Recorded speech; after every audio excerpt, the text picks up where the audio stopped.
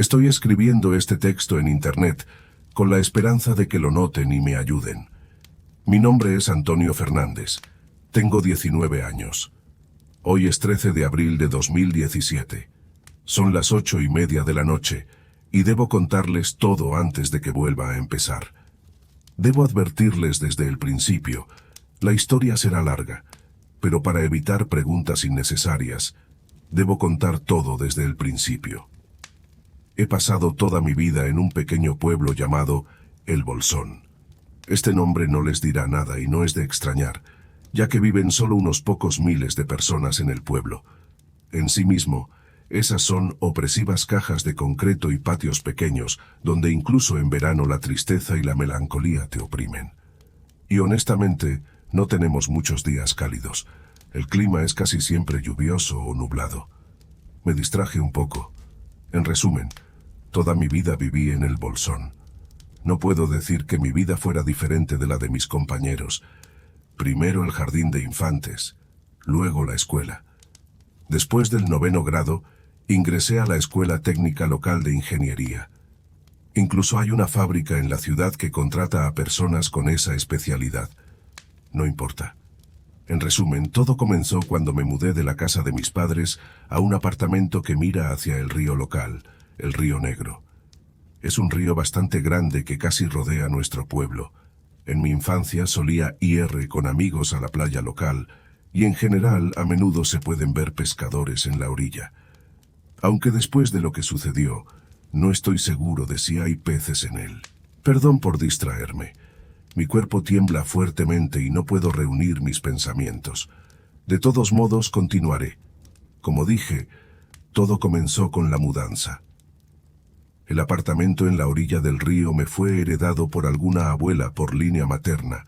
Ni siquiera tuve que buscar un lugar para alquilar.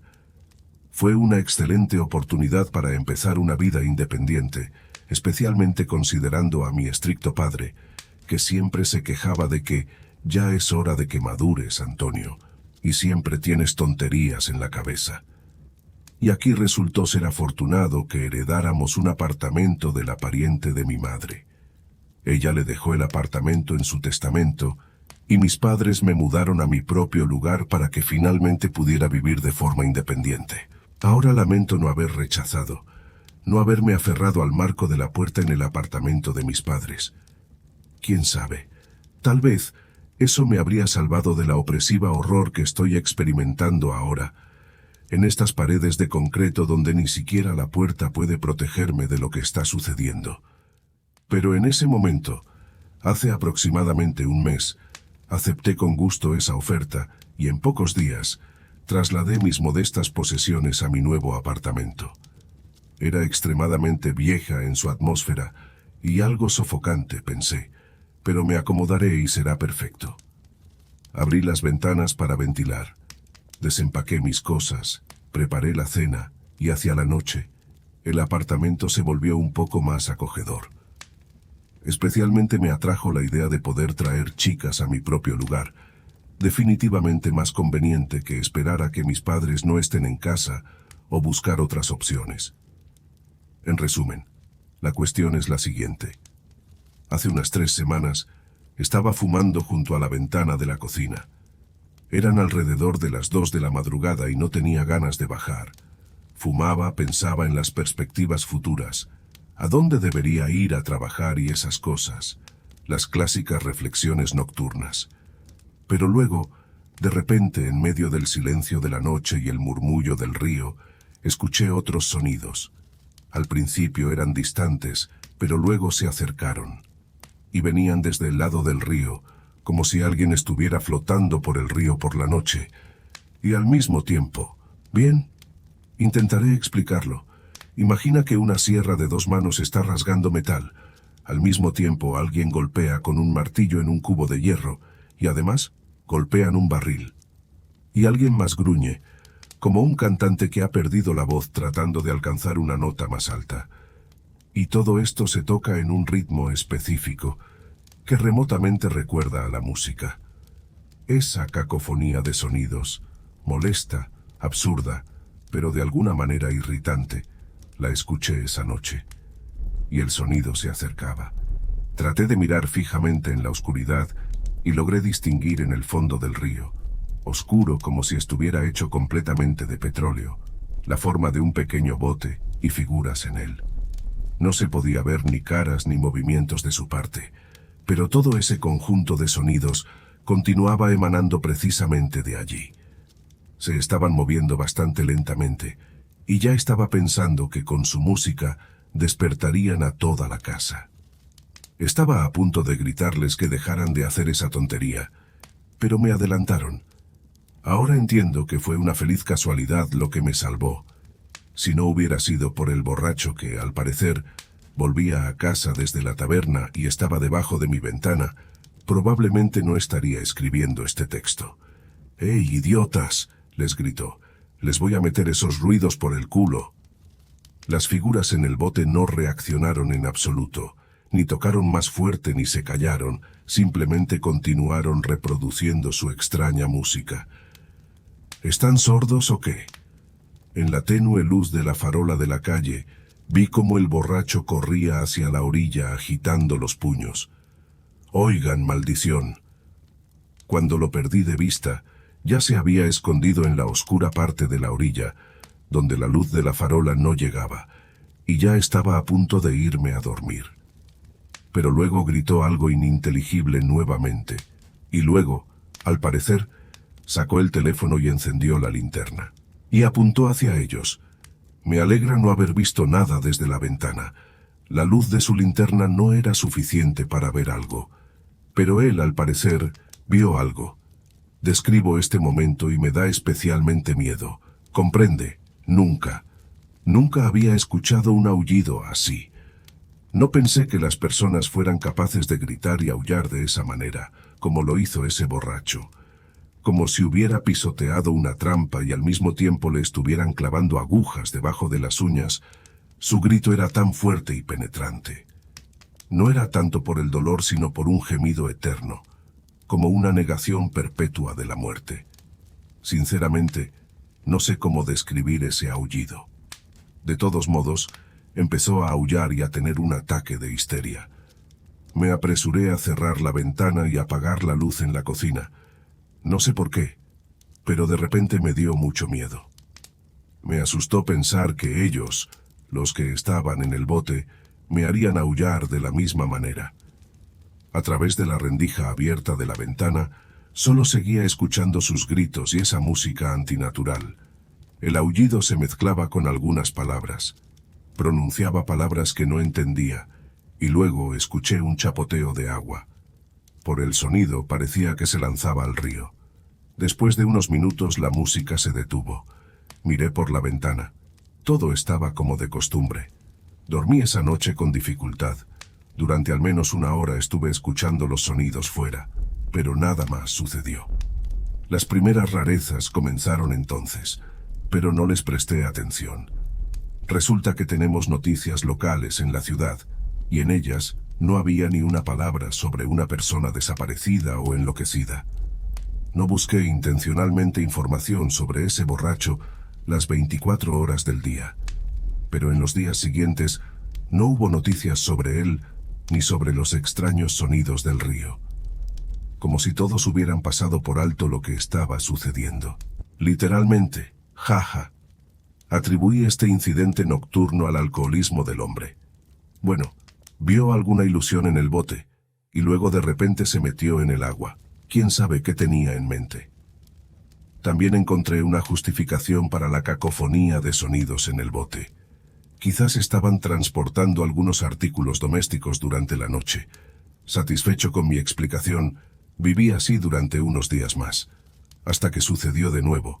Así que, tengo poco tiempo. Las paredes alrededor parecen estar cerrándose, como si el departamento, no, toda la ciudad quisiera triturarme, exprimir todo lo que hay en mí.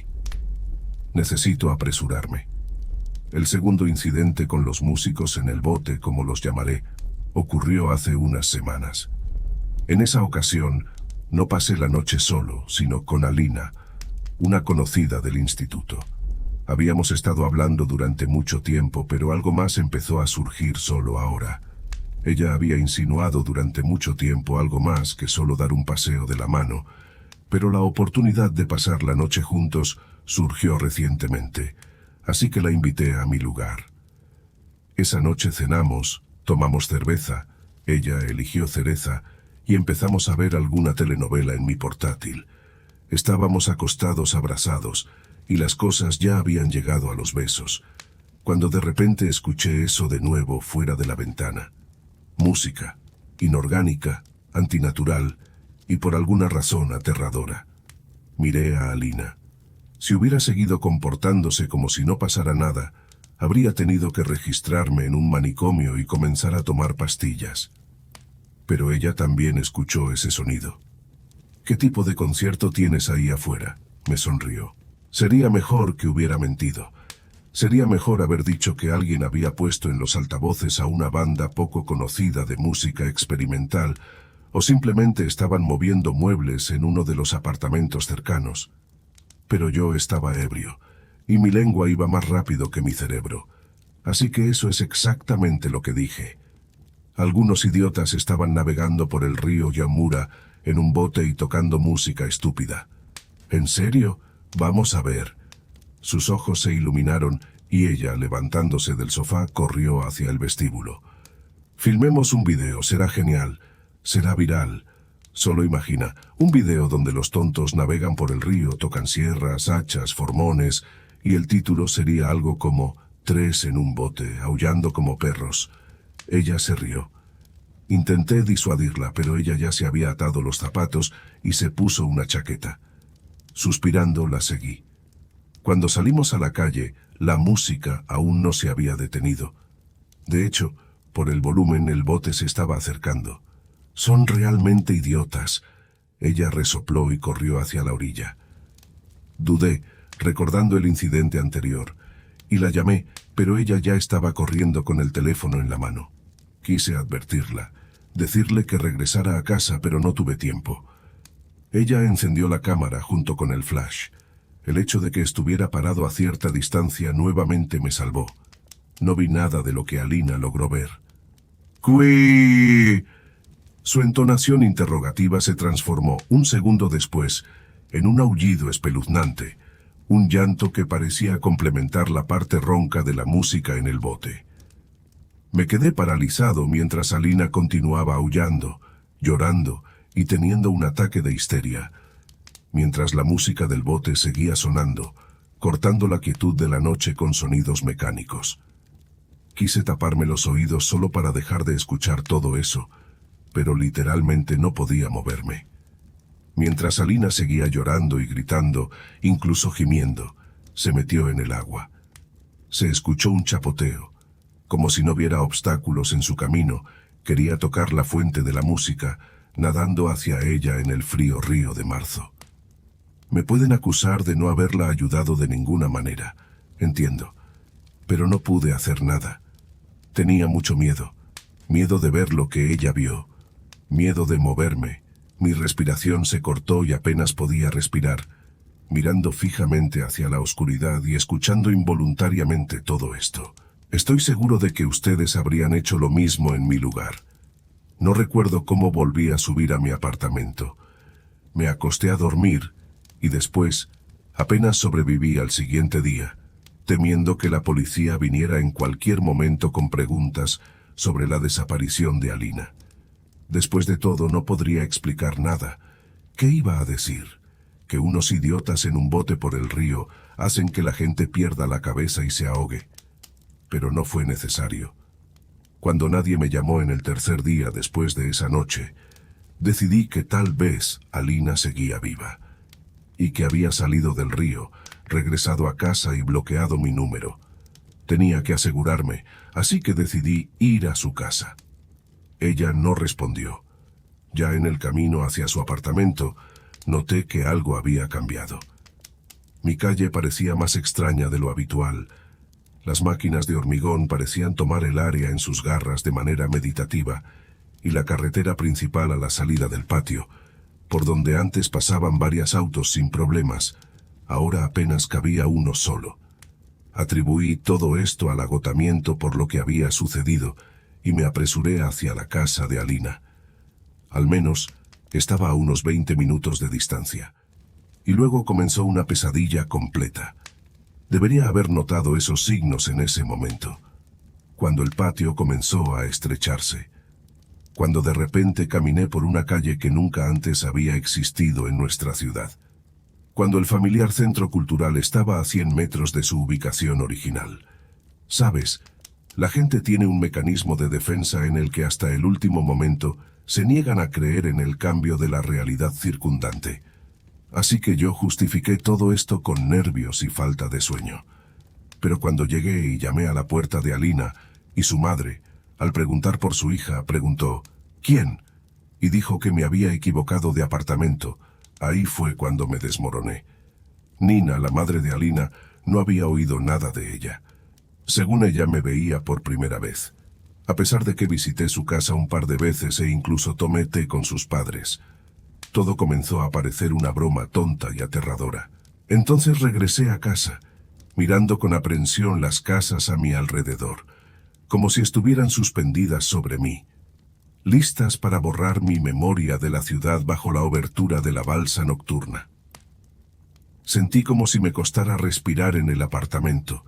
Ya no podía estar entre esta monotonía, especialmente después de lo sucedido, y decidí irme. Al menos por un tiempo. Era cuestión de poco. Metí lo esencial en una mochila, tomé mis modestos ahorros, escondí la llave debajo de la alfombra y me dirigí al parque de autobuses. El autobús más cercano salía por la noche y debía llevarme a la ciudad vecina. Desde allí, continuaría más lejos, hasta que el bolsón, que me envolvía en sus callejones como una serpiente a su presa, quedara solo en los rincones de la memoria. Pero no. Me subí al autobús, comenzamos a movernos. ¿Y sabes qué? Después de unas horas de viaje, al doblar otra curva, vi el río familiar. Y las casas familiares, las mismas de siempre. Estaba a punto de llorar en el autobús. El resto de las personas que viajaban conmigo parecían no darse cuenta de que habíamos llegado al mismo lugar del que nos fuimos. Al bajarse del autobús, se dispersaron rápidamente. Ya estaba oscureciendo. En estado de shock, comprendiendo que otros autobuses no irían a ninguna parte, regresé al apartamento. Esa noche volví a escuchar la música de la balsa. Ni siquiera me molesté en mirar por la ventana.